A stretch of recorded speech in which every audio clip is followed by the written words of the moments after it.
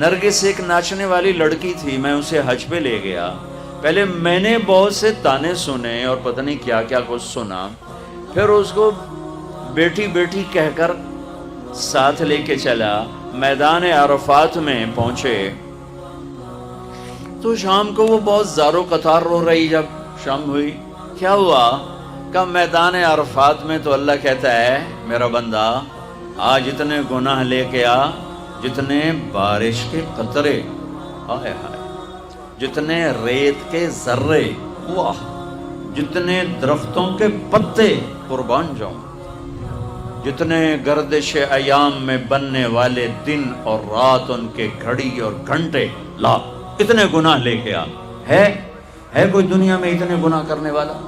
میرے رب کی قسم، ساری دنیا کے انسان مل کر گناہ کریں تو اتنے نہیں بن سکتے۔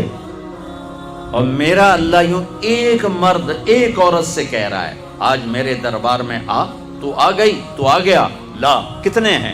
بارش کے قطروں کے برابر، جی ہاں، درختوں کے پتوں کے برابر، جی، ریت کے ذروں کے برابر، جی، گردش ایام میں بننے والے دن رات کے برابر۔ 25 ارب سال سے دن رات بن رہے ہیں، 25 ارب سال سے دن رات بن رہے ہیں۔ اچھا، ایک دفعہ کہے یا اللہ معاف کر، وہ کہتی ہے یا اللہ معاف کر، وہ کہتا ہے یا اللہ معاف کر، تو اس کے یا اللہ معاف کا فا بھی زبان پہ نہیں آتی کہ عرشوں سے آواز آتی، جاؤ میں نے معاف کر دیا، جاؤ میں نے معاف کر دیا۔ تمہیں بلایا ہی اپنا بنانے کے لیے ہے۔ اب اوپر والا تو یہ کہہ رہا ہے، اور نیچے کیا نظام چلا، وہ کیوں رو رہی؟ کہ میں وہ میٹرس بچھاتے ہیں عرفات میں بیٹھنے کے لیے، تو 3-4 خواتین بیٹھی تھیں پردہ دار تسبیح والی، وہ جا کے بیٹھی تو انہوں نے اس کو وہ بے عزت کیا، وہ بے عزت کیا کہ اٹھ جاؤ یہاں سے، تم اس قابل نہیں ہمارے ساتھ بیٹھو۔ ہائے ہائے ہائے،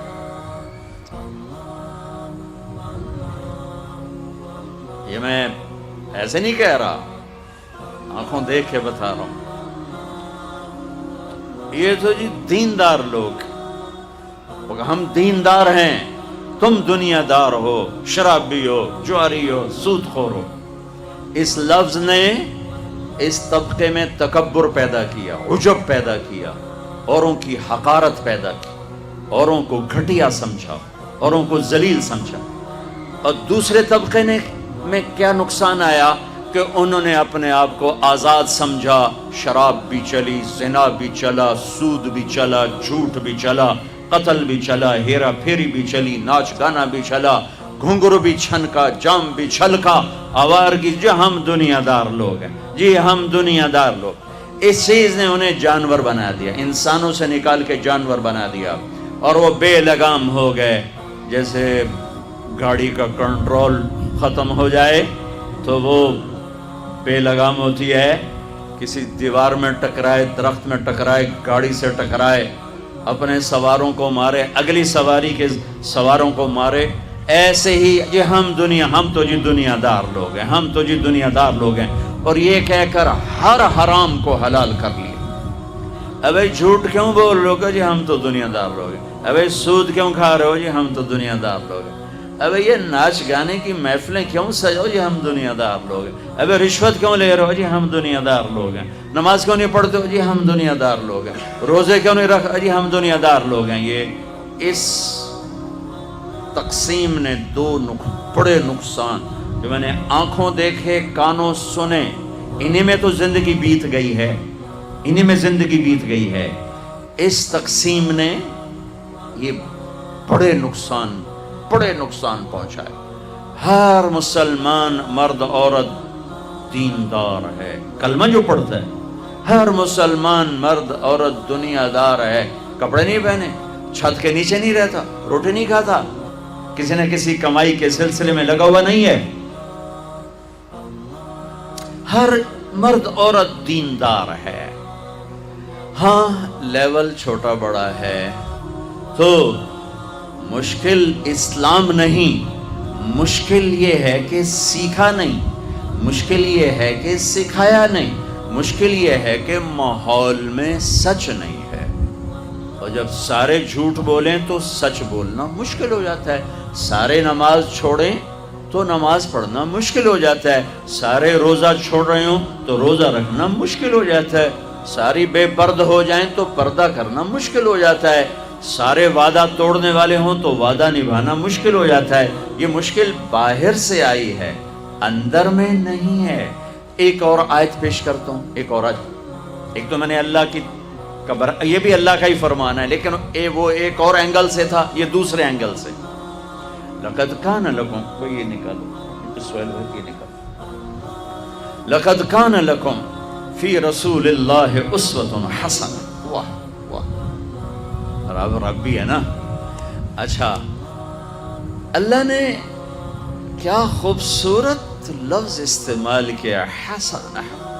کیا کہہ رہے ہیں کہ کراچی والو، میرے نبی تمہارے لیے انتہائی خوبصورت نمونہ ہیں زندگی گزارنے کے لیے۔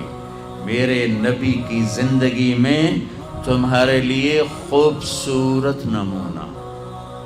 یہاں آپ آخری نبی ہیں اور آپ پر آ کر نبوت مکمل ہو رہی ہے، شریعت مکمل ہو رہی ہے اور کتاب مکمل ہو رہی ہے۔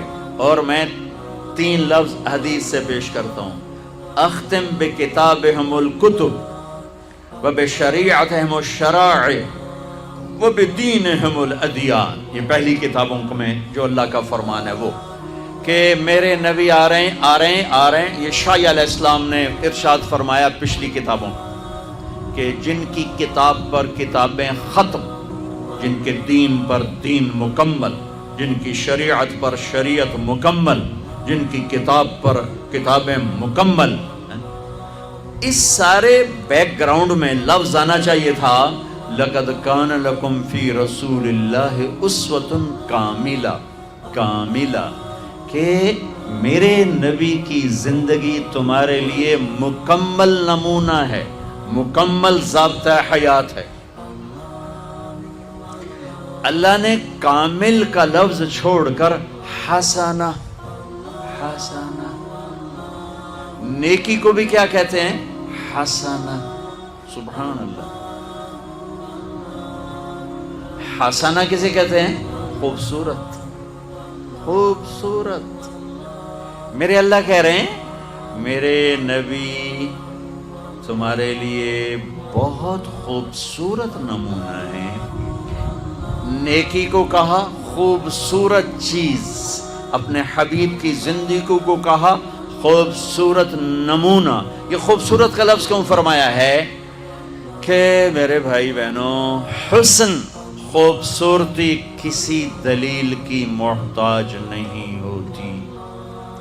وہ خوبصورتی آواز میں ہو جادو جگائے گی، وہ منظر میں ہو دل کو کھینچے گی، وہ شکل میں ہو دل کھینچیں گے، وہ کلام میں ہو جادو ہوگا، وہ اشعار میں ہو انسان جھومے گا، وہ کسی گھر میں ہو، کسی برتن میں ہو، کسی سواری میں ہو، کسی پھول میں ہو، کسی پرندے میں ہو، کسی پہاڑ میں ہو، کسی دامن میں ہو، کسی شکل میں ہو، کسی آواز میں ہو، کسی صورت میں ہو، تاج محل میں ہو یا ہمالیہ پہاڑ میں ہو۔ خوبصورتی کو دلیل نہیں چاہیے سوائے اندھے کے۔ ہر پڑھا لکھا ان پڑھ حسن سے متاثر ہوتا ہے۔ 14ویں رات کا چاند سر پر ہو اور کوئی کہے جناب اے 14ویں دا چاند سونا ہوندا ہے یا کوڑا ہوندا ہے، مینوں دلیل دیو، تے انہوں 100 لتر مارو کہ تیرے سرے 100 ایسا سے مار رہے ہیں کہ تیرا دماغ ہلے ہویا ہے۔ 14ویں دے چاند دی دلیل منگدا پیا سونا ہے کہ کوڑا ہے۔ تو میری سمجھو جو پنجابی سرائکی، میں بیچ میں اپنی زبان کی طرف چلا جاتا ہوں، معاف کر دیں، تم کراچی والے کیا سمجھو گے؟ عاشق ہوں میں عشق کماں میں، دل رکھیں وانگ پہاڑاں ہو۔ اب مجھے شاعری بھی یاد آ گئی، سہ سہ بدیاں ہزار اولا میں کر جانے باغ بہاراں ہو منصور جے چک سولی دتے جڑے واقف کل اسراراں ہو سجدیوں سر چائیں نہ باہو توڑے کافر کہن ہزاراں ہو عاشق سوئی حقیقی جیڑا قتل معشوق دے مننے سر نو جوڑے تے مکھ نہ موڑے ومیں 100 تلواراں کھنے سچا عشق حسین علی دا باہو سر دتے تے راز نہ بھنے۔ تمہیں سمجھ میں آئے نہ آئے، مجھے مزہ ضرور آیا۔